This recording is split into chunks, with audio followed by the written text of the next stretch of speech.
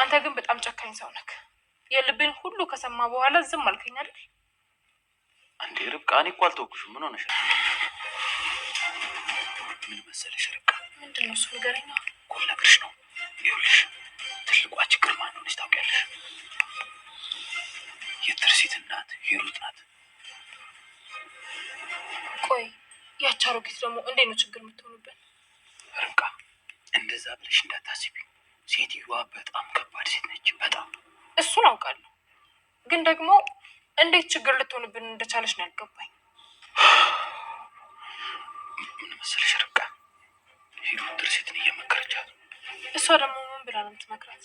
ምን እባክሽ፣ እኔም ፈታ ብሩክን አግብታ እንድትኖር እየወተወተቻት።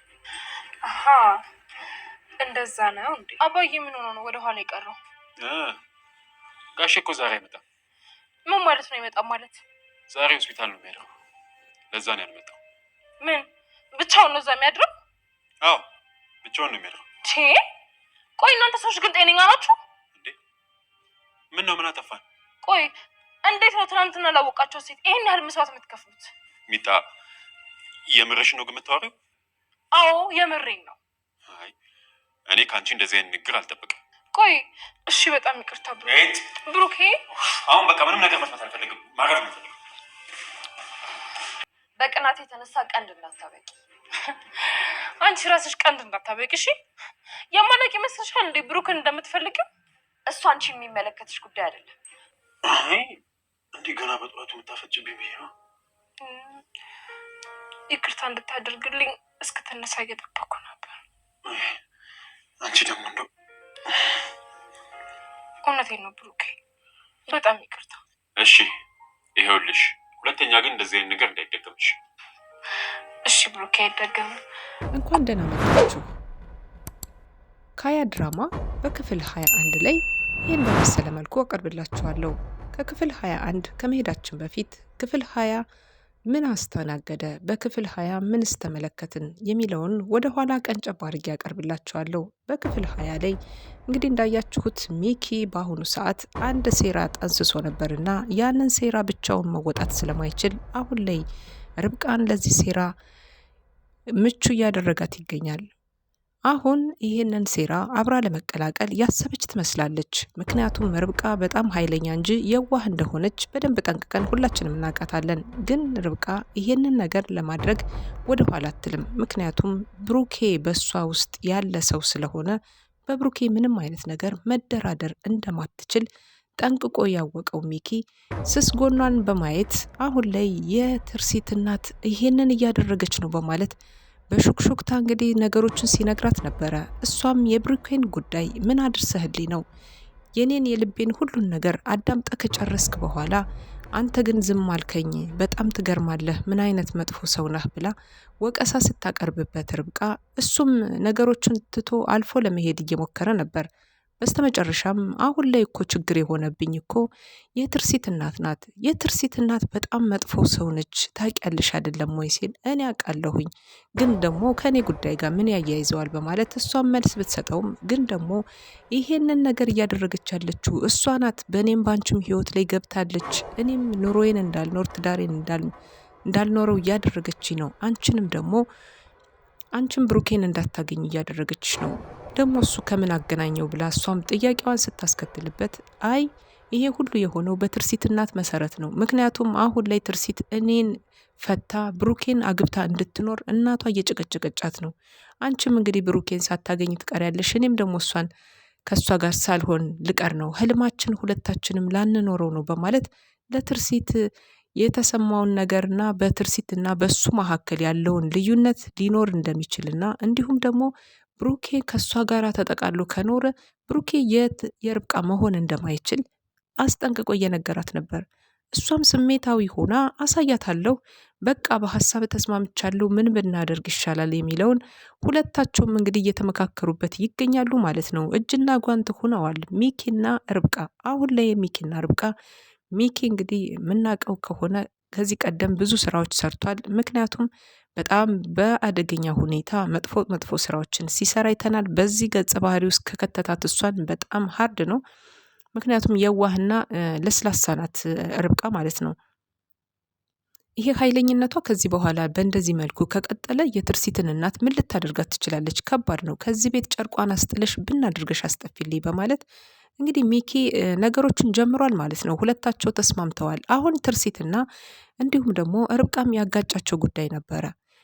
ምክንያቱም እና አባባም እንዲሁም ደግሞ ሚኪ እንዲሁም ደግሞ ቾምቤ አንድ ላይ ሆነው ሆስፒታል ላይ ባደሩበት ሰዓት ላይ ነበረ።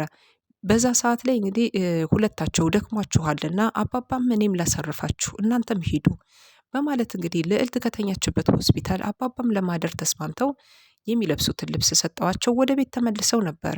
ወደ ቤት ቢመለሱም ግን ርብቃ እንግዲህ አባቷ አለመምጣቱን እየተጠባበቀች ነበር እና ምነው አባዬ ዘገየ ዛሬ ለምን ወደ ኋላ ቀረ በማለት ጥያቄ ስታቀርብላቸው ብሩክና ትርሲት ከወንበር ላይ ቁጭ ብለው ነበረ። እሷም ደግሞ አባቷ መምጣት አለመምጣቱን እየተጠባበቀች ነበር። አባዬ ዛሬ አይመጣም፣ ምክንያቱም ደግሞ ለምን ምክንያቱ ምንድን ነው የማይመጣው በማለት እሷም በቁጣ ስትናገር አባዬ ዛሬ ሆስፒታል ነው የሚያድረው፣ ምክንያቱም ሌላ ሰው የሚያሳርፈን ስለሌለ እሳቸው ያድራሉ፣ እኛ ልናርፍ መጣን በማለት ቢናገርም ርብቃ በጣም በኃይለኝነቷ መጥፎ ቃላቶችን ተናግራለች ማለት ነው። ይሄ ቃላቶች በድጋሚ ደጋግማ ስትናገር ብሩኬን አናዶታል። ምክንያቱም ደግሞ ትናንት ማንነትን መርሳት ተገቢ እንዳልሆነ ሊያስታውሳት የፈለገ ይመስላል። በጣቶቹ እያወዛወዘ ደግመሽ ይሄን ቃል እንዳትናገሪ በማለት አመናጭቋት ጥሎት የሄደበት ምክንያት እሷም አባዬ እንዴት ለማያውቃት ትናንትና ላወቃት ሴት እሱ እዛት ሆስፒታል ድረስ ያድራል በማለት ማንነቷን እንግዲህ አስንቃለች ማለት ነው። ትርሲትን በግርምት ዓይን ስትመለከታት ነበረ። ምክንያቱም ደግሞ ትርሲት ማለት የዚህ ቤት ባለቤት የዚህ ትልቅ ቤት ንግስት መሆኗን እረስተው ይመስላል ርብቃ ይህንን ቃል የተናገረችው። ምክንያቱም ርብቃ እዚህ ቤት ውስጥ መጤ ነች። ርብቃ እዚህ ቤት ውስጥ ላይ እንደ ተስተናጋጅ እንደ እንግዳ ናት። እዚህ ቤት ውስጥ መቼ በምንትኛው ደቂቃ በየትኛው ሰዓት ከቤት ልትወጣ እንደምትችል ራሱ አታውቅምና ርብቃ እንግዲህ ከአፍ ወለምታ ውስጥ ላይ በጣም ከባድ ቃላቶችን ታወጣለች። ይሄ ደግሞ ሁሉንም አሳዝኗል። ብሩኬም ደግሞ ጥሏት እንግዲህ አመነጫጭቆ ጥሏት ወደ ክፍሉ ሄዶ ነበር። ትርሲትም በዛ ቀጥላ አንቺ ልጅ ተይ ይህን ቅናትሽን በልክ አድርጊ፣ ያለበለዚያ ግን ይሄ ቅናትሽ እንደዚህ እያደገ ከሄደ ቀንድ ማብቀልሽ አይቀሬ ነው በማለት ትርሲት እንግዲህ ተናግራት አንቺ ራሱ ብሩኬን ትወጂዋለሽ አይደለ? ስለዛ ነው እንደዚህ የሚያንጨረጭርሽ እያለች ርብቃም ለትርሲት እየመለሰችላት ነበረ። ሁለቱ ሴቶች እንግዲህ በብሩኬም ጉዳይ ተጠምደዋል። ሁለቱም ከልባቸው የሆነ ሰው አስቀምጠዋል። ብሩኬም እንግዲህ አይኗን የሚመለከተው እህት እንደሆነች አድርጎ ነው የሚያያት ርብቃን። ትንሽዬ ልጅ ወይም ደግሞ ትንሽቷ እያለ የሚጠራት ርብቃን ነው ማለት ነው። ለዚህ ነው ርብቃ አሁን ላይ በብሩኬ ፍቅር ውስጥ ተጠምዳ እንዳለች እሷም ለመናገር አባዬም ቢሰማ ምን ጉድ ይለኛል እያለች በጭንቀት ውስጥ ትገኛለች። እንግዲህ ሌላው ነገር ደግሞ አሁን ላይ በጣም ችግር የሆነባት ነገር ቢኖር ሚኪ በህይወቷ ላይ ከመጣ በኋላ ትርሲት ከሚኪ ላይ መጥፎ ባህሪ ለይታ ባለማወቋ ስለ ሚኪ ማንነት ጠንቅቃ ባለማወቋ መልካም ሰው መስሎ በህይወቷ ላይ ተቀምጦባታልና አሁን ላይ የያዘችውን ነገር ወደፊት እንጂ ወደ ኋላ አይባልም፣ ሚኪ ባሌ ነው በማለት ነገሮችን በአጽንኦት አስምራበታለች። ለዚህ ነው ሚኪ አሁን ላይ እየወላወለ ከቦታ ቦታ ላይ እንግዲህ እየተንቀሳቀሰ ትርሲትን የራሱ አድርጎ መኖር የቀጠለው ማለት ነው። ግን ደግሞ ለብሩኬ ያላት ፍቅርና ስሜት የቀነሰ ቦታ የለውም። ምክንያቱም ልጆች በመካከላቸው የተፈጠሩ ስለሆኑ ይህንን ነገር በአጽንኦት እየተመለከተችው ትገኛለች። በዝምታም እያጤነች ነው የምትመስለው ትርሲት። ለዚህ ነው ከርብቃ ጋር ክፉ ቃላትና መጥፎ ቃላት ላለመነጋገር አሁን ላይ ስልቹ የሆነችው ማለት ነው። ውድና የተከበራችሁ ከዚህ በኋላ ምን አይነት ነገር ይከሰታል ብላችሁ ታስባላችሁ? በክፍል 21 እንግዲህ ብዙ ነገሮች ይከሰታሉ። ትርሲት እንግዲህ ያላሰበችው ሌላ ጣጣ ከቤቷ ውስጥ እንደሚመጣባት 100% እርግጠኛ ነን። ምክንያቱም አሁን ላይ የሚኪና የርብቃ መቀራረብ እንግዲህ ነገሮችን ባልሆነ አቅጣጫ ይቀይራቸዋል። ርብቃ በሚኪ የምትታዘዝ ከሆነ ርብቃ እያንዳንዱ መጥፎ ቃላቶችንም ይሁን መጥፎ ነገሮችን በእናቷ ላይ በምትሰራ ጊዜ በዛ ሰዓት ትርሲት እንግዲህ ለንዴትና እንዲሁም ላልተገባ ጥላቻና በቀል ውስጥ መግባታቸው አይቀሬ ነው። ብሩኬም ይሄንን ካየ በእርግጠኝነት ከነ ርብቃና ከአባባ ጋር የሚመጣው ጸብ ቀላል አይባልም። ለዚህ ነው አሁን ላይ ከሚኪ ጋር መግጠሟ መጥፎ ነገሮችን እንደሚያመጣ እርግጠኛ ይሆን ነው። ሌላው ነገር በልዕልት ጉዳይ ነው። አሁን ላይ በጣም ብዙ ውጣ ውረዶችን ሲደረግበት በሰነበተው የልዕልት የምርመራ ውጤት እንግዲህ ከፍተኛ ሁኔታ ላይ ደርሷል። ይሄ ማለት ደግሞ ልዕልት ያለችበት አደገኛ ችግር መፍትሄው አልተቋጨም ማለት ነው። ይሄ ሴረኛ የተባለው ሰውዬም እስከ እልፈት ድረስ ሊያደርሳት የነበረው ሰው ያችን የሚያሰቃያትንም ለምስክርነት ተጠርታ ወደ ፖሊስ ጣቢያ እንደማታውቀውና ማንነቱ ማን እንደሆነም እንደማታውቀው እያሰቃያት ስለሰነበተው ሰው ያረገዘችውም ልጅ ደግሞ የወንድሙ ልጅ እንደሆነ እየነገረችው ብትሆንም ግን ደግሞ ምንም አይነት ነገር ፍንጭ ሳይሰጣት መቅረቱን አይተናል ማለት ነው። ይሄ ማለት አሁን ላይ የልዕልት ጉዳይ ያልተቋጨና በቀጣይ በክፍል 21 ብዙ ነገሮችን የምናይበት የምንመለከተበት ነው። ሚሊዮን እንግዲህ ማለት የአሸባሪዎች ዋና ቦታ ስለሆነ ይህንን ነገር ለማፍረስ ብዙ ነገሮችን እየተጠቀመ ይገኛል። ውድና የተከበራችሁ